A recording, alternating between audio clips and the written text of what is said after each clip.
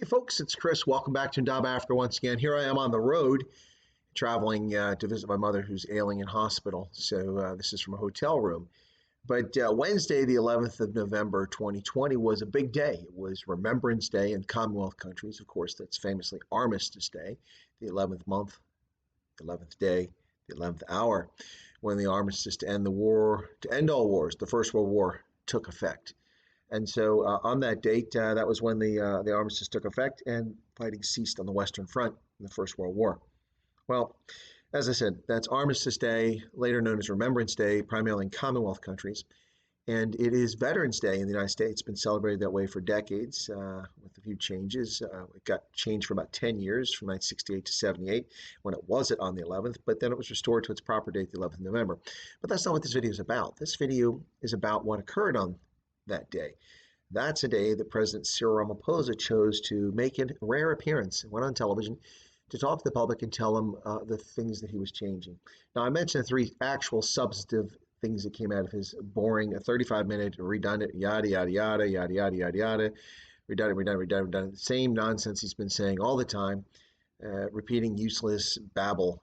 The three things that did come out of is, one, they lifted the restrictions on the sale of alcohol, which had limited the hours that you could purchase alcohol after that had been made available with an easing of the lockdown a few months back. But now, normal resumption of hours so that you can purchase alcohol when you like.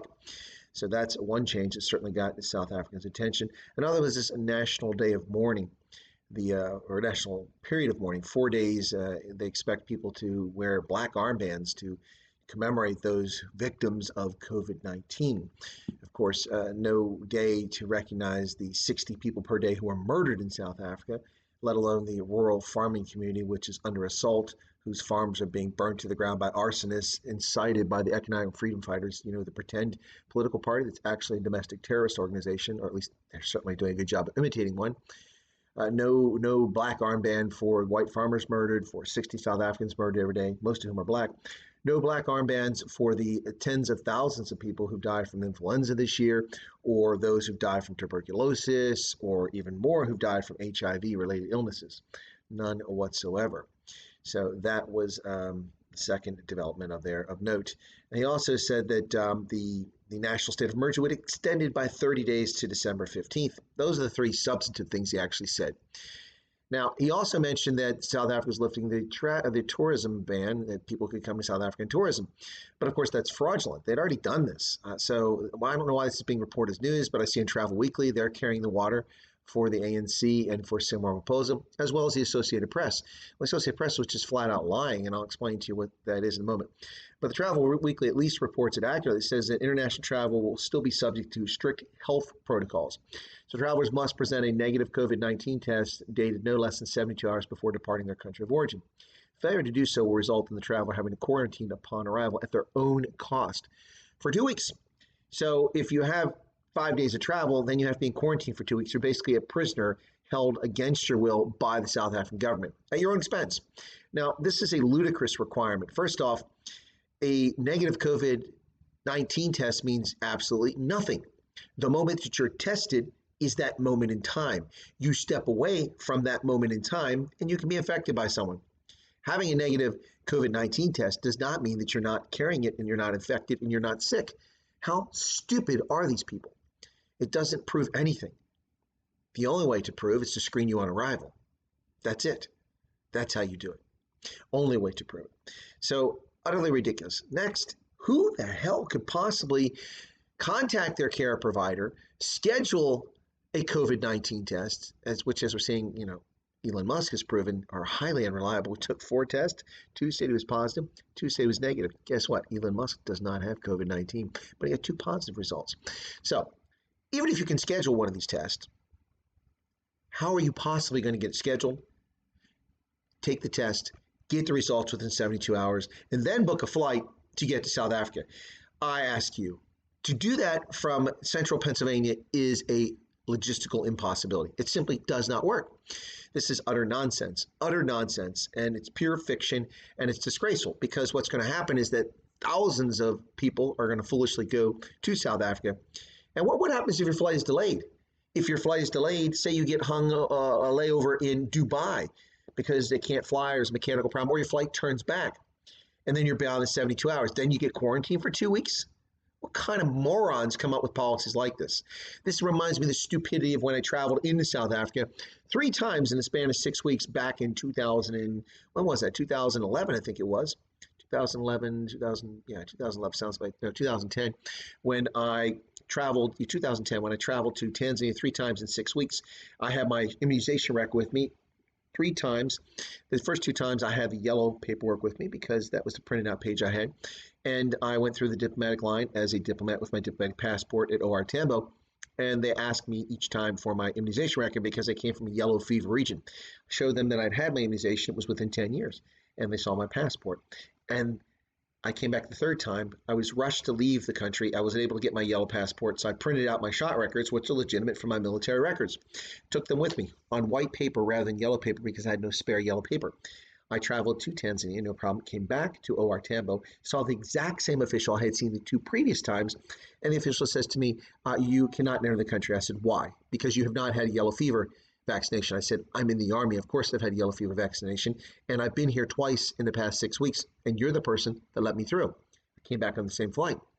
So what's the issue? Well, you have to have the paperwork. I said, well, I have paperwork. Here it is right here. That's not acceptable. Why not? Because it's not yellow.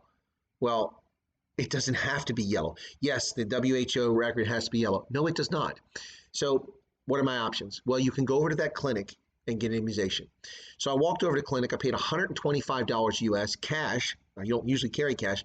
I paid $125 US cash to get an immunization.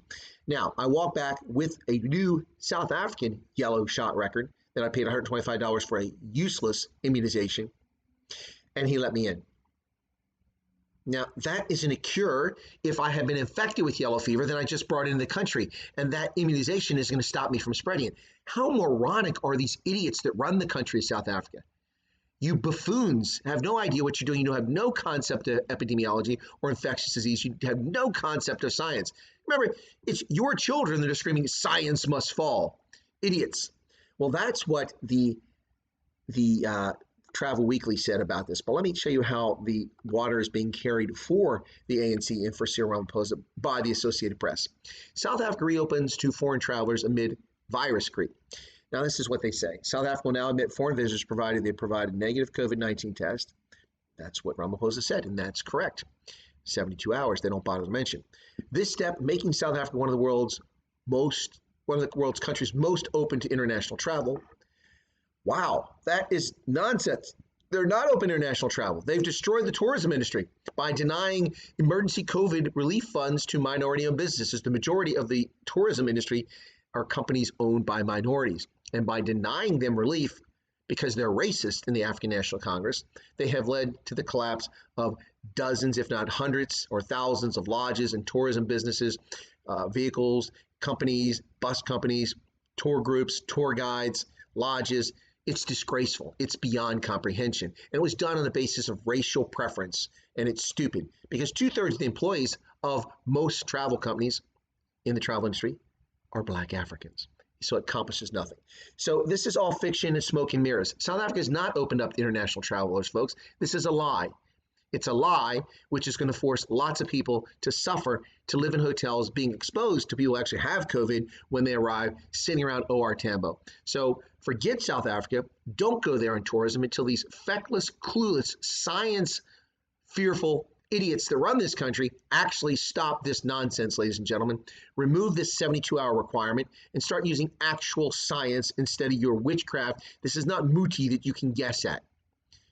Anyway, folks, if you're not a subscriber to Chris Wine Africa, I ask you to take a moment, become a subscriber by smashing that subscription button right down there. And be sure to toggle the bell icon to get notified of any updates that when YouTube decides to notify you of updates, live streams, and any prepared videos. If you'd like to leave a comment, you're welcome to do that as well. And finally, I ask you to smash the like button because likes drive viewership, and we want people to see these videos so that we grow the audience and more people aware of what's happening in South Africa. Folks, hashtag the world must know. The world must know. The violent society in South Africa where 60 people are murdered each day and commercial farmers, black and white, are attacked and murdered on almost a daily basis. Thanks a lot, folks, for your time, your patience, and your patronage. God bless and have a good one.